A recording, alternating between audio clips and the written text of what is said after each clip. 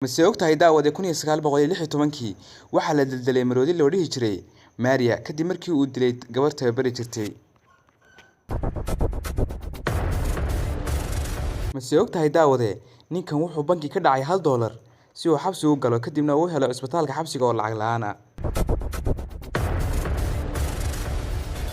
Mase ogtahay daawade gabadh la dhaho Jennifer Christiansen Harris waxay gubtay guriga qof ay muddo Facebook saaxiibo ka ahaayeen oo aan fariin ka qaatay. Mase ogtahay daawade magaalada ugu badan ee dadka u dalxiis tagaan inay tahay Paris. Mase ogtahay daawade Grand Day 5 maalintii ugu horeysay la suuq geeyay wuxuu sameeyay lacag gaaraysa 800 oo milyan. Mase ogtahay daawade Taj Mahal waa mid ka mid ah dhismayaasha dunida ugu quruxda badan wuxuuna ku yaalaa dalka Hindiya. Mase ogtahay daawade waxaan baranay sida loo qoslo inta aanan baranin sida loo socdo.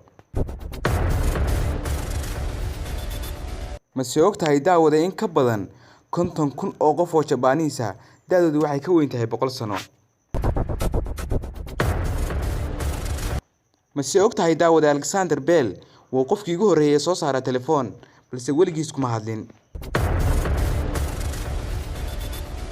Mase ogtahay daawade maalintii uu Xavi Hernandez ku dhawaaday inuu ku biiro kooxda AC Milan qaabkii yaabka lahaa ee hooyadii kaga horjoogsatay. Halyeyga kooxda Barcelona ee Xavi Hernandez ayaa ku dhawaaday ku biirista kooxda AC Milan ee cariga Talyaaniga sanadii 1999 markaas oo wiilka reer Spain oo ahaa 19 sano jir. Aabihiis Hernandez wuu aqbalay balse hooyadiis Maria Mercy way ka diiday wiilkeeda inuu ku biiro kooxda AC Milan. iyadoo odaygeeda ku tiri haddii uu Xavi ka tago waad furaysaa. kadibna odaygii reerka isagoo ka cabsanaya in islaantiisu ka tagto ayuu ka laabtay go'aankii ahaa inuu wiilkiisu ka tago kooxda Barcelona kuna biiro kooxda Talyaaniga ee AC Milan.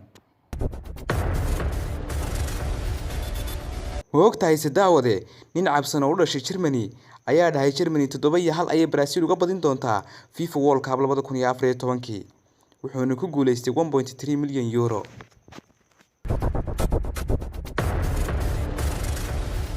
Mase ogtahay daawade Albert Anderson waxaa loo soo bandhigay inuu noqdo madaxweynaha labaad ee Israa'iil sanadii 1952 balse wuu iska diiday.